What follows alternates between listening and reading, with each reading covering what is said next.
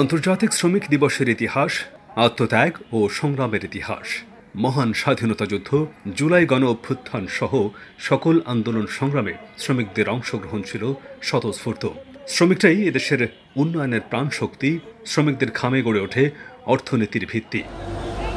বৃহস্পতিবার জাতীয় প্রেস ক্লাবের সামনে মহান মে দিবস উপলক্ষে বাংলাদেশ বিড়ি শ্রমিক ফেডারেশনের আয়োজনে অনুষ্ঠিত সমাবেশে এসব কথা বলেন বিড়ি শ্রমিকরা। সকাল 10টায় জাতীয় প্রেস ক্লাবের সামনে বাংলাদেশ বিড়ি শ্রমিক ফেডারেশনের সভাপতি আমিন উদ্দিন বিএসসি ও সাধারণ সম্পাদক হারিক হোসেনের নেতৃত্বে একটি র্যালি ও সমাবেশ অনুষ্ঠিত হয়। এ সময় বিড়ি শিল্পের উপর থেকে সকল প্রকার ট্যাক্স প্রত্যাহার, বিড়ি শ্রমিকদের মজুরি বৃদ্ধি ও স্বাস্থ্য সুরক্ষা আইন প্রণয়ন, সরকারি রাজস্ব বৃদ্ধির জন্য বিড়ির শুল্ক বৃদ্ধি না করে নকল বিড়ি উৎপাদন ও বিক্রি বন্ধ করা, জেলা প্রশাসকের নেতৃত্বে জেলা পর্যায়ে নকল বিড়ি প্রতিরোধ কমিটি গঠন এবং সকল বিড়ি ব্যবসায়ীকে ট্যাক্সের আওতায় আনার দাবি জানান শ্রমিকরা। বাংলাদেশ বিড়ি শ্রমিক ফেডারেশনের সাধারণ সম্পাদক হারিক হোসেনের সঞ্চালনায় সমাবেশে সভাপতিত্ব করেন বাংলাদেশ বিড়ি শ্রমিক ফেডারেশনের সভাপতি আমিন উদ্দিন বিএসসি। এ সময় বক্তব্য রাখেন বাংলাদেশ বিড়ি শ্রমিক ফেডারেশনের সহসভাপতি মোহাম্মদ নাজিম উদ্দিন, যুগ্ম সম্পাদক আব্দুল গফুর, সহকারী সম্পাদক আবুল হাসনাত লাভলু, সাংগঠনিক সম্পাদক শামীম ইসলাম সহ অন্যরা। সমাবেশে বক্তারা বলেন, বিড়ি শিল্প শ্রমিক নির্ভর একটি শিল্প। প্রতিষ্ঠা লগ্ন থেকে বিড়িতে কোনো শুল্ক ছিল না এবং বিড়ি একটি কুটির শিল্প হিসেবে পরিচিত ছিল।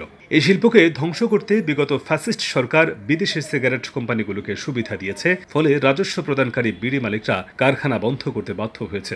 সুতরাং দেশের উন্নয়ন, অগ্রগতি এবং বিড়ি শ্রমিকদের কর্মরক্ষার্থে আগামী বাজেটে বিড়ি শিল্পের উপর থেকে সকল প্রকার ট্যাক্স প্রত্যাহার করতে হবে এবং নিম্নতম মজুরি বোর্ডের মাধ্যমে শ্রমিকদের মজুরি বৃদ্ধি করতে হবে। জাতীয়ভাবে পার্লামেন্টে রাজনৈতিক সিদ্ধান্ত নেওয়ার জন্য আমাদের মজুরি সহ বিড়ি শিল্প, ট্যাক্স, যথেষ্ট নীতি নির্ধারণ সমস্ত আমরা সেখানে পাস করার জন্য অংশীদারিত্ব ভিত্তিক আমরা পার্লামেন্ট চাই।